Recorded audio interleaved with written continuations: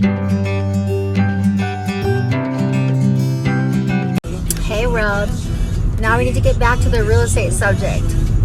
I finally closed one of the hardest houses in my life, and we actually went to closing a week and a half ago, but we could not find one of the sellers, and she finally appeared and went to go sign today, and it closed. It was at an eviction house, so I'm so glad it's done behind us.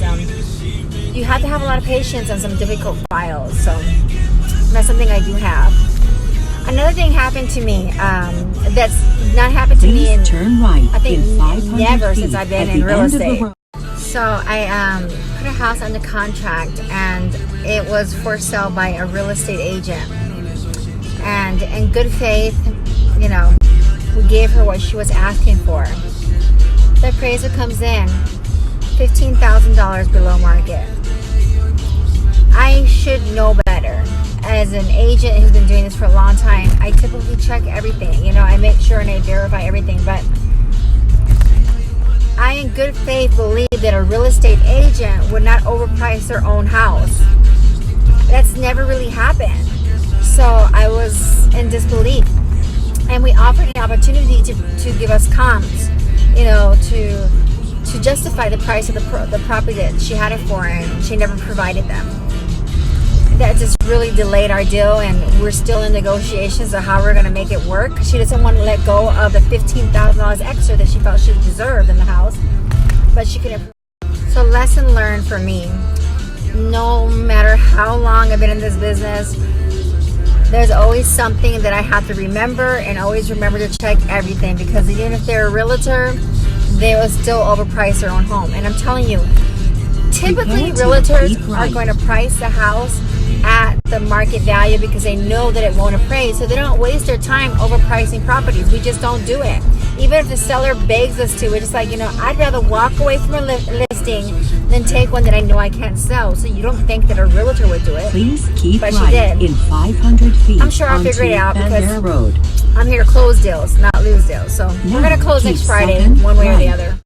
Oh, I'm on my way to go look at a house that was offered to me back in January, and I didn't understand what happened to the house, but the guy called me yesterday, and what happened was the neighbor wanted to buy it, so he went ahead and tried to sell it to the neighbor, and he got an appraisal back from the FHA, and FHA condemned the house after he already put new windows, a new roof and all.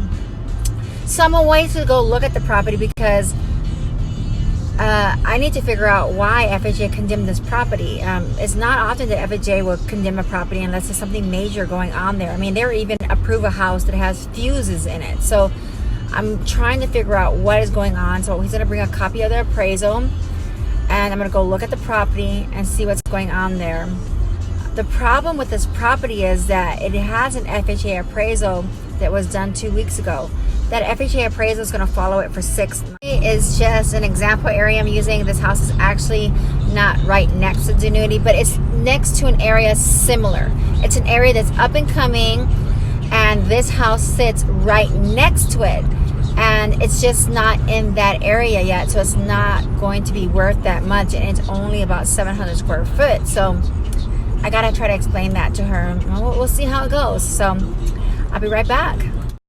The issue could be as simple as them going in there and trying to work as if they know how to do a transaction with without the guidance of a realtor or licensed realtor or broker. And it could be an issue that is fixable on the FHA appraisal, but they probably just didn't know how to handle it because, again, they didn't have representation. They tried to do it on their own. I'm hoping that's what it is, but I won't know until I go and see the property. And then after that, I'm going to go look at another property. I bought a property from this lady before, and what she's telling me is that a lot of places that close to this property are selling for a lot more money than they used to. The problem is this house sits just outside the line of those houses that are selling for more money, and I have to try to explain that to her. You know, the Dignity area, just outside that line of Dignity, those houses drop down to 80 to 100,000. So on the first house that I was going to visit, I let you guys know that I thought that probably it was going to be a chipping paint or something that wouldn't pass FHA, and something a realtor would have known if they would have had a realtor tell them. So that's exactly what happened to this house.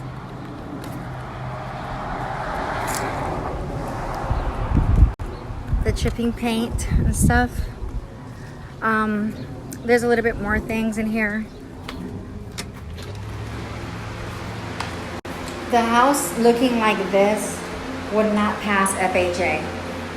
Even though these are things that are pretty much cosmetic, FHA is lenient, but there's certain things that have to be functioning correctly, and if they would have just put a little bit in it, a little bit more in it, this would have passed. But there's things in the back too that won't pass FHA, so I see why FHA didn't approve it. Here, you need to be careful. Bathroom was remodeled, which is great. This is something that, you know, would have helped with the FHA appraisal, but an FHA appraisal will not approve it without a light in place right here, which the person who was remodeling it basically should have told the owner. So my suspicion was correct. Really weird when you're leaving a house and some random guy comes by your car and says, I'm pulling over.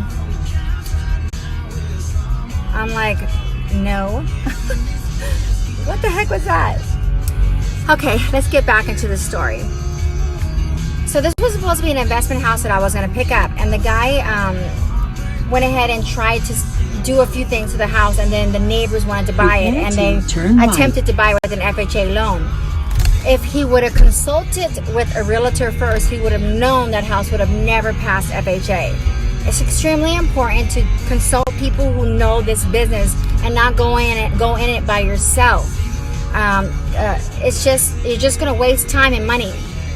Do you know that he paid $6,000 to remodel that bathroom? That's way too much. There's not even any granite in there. There's no tile in there. That was way too much. I feel really bad about him. So I just went to go see that house that we were talking about earlier that's not yet in an area that's going up. And I really like these people. They're super sweet people. Again, I bought a house for them in the past, and so I've already have a relationship with them. And I did let them know that that area is not there yet, and I presented my offer.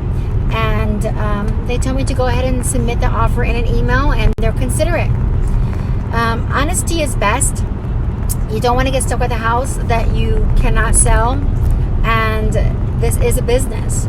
So you want to make sure that you estimate the correct amount that it's worth after doing all the repairs, and you just don't want to buy a house for more than what it's worth. So honesty is best. And hey, you may get lucky and get it for what you think it's worth, and everything's going to turn out okay. So that's it for today. I am honestly craving a Pepsi. I rarely drink soda, and he was telling me that he worked for that company, and he does a lot of charity work, the person that owns this house, and now I'm craving Pepsi. So I guess I will get a Pepsi. That's it for everybody. That's it for today.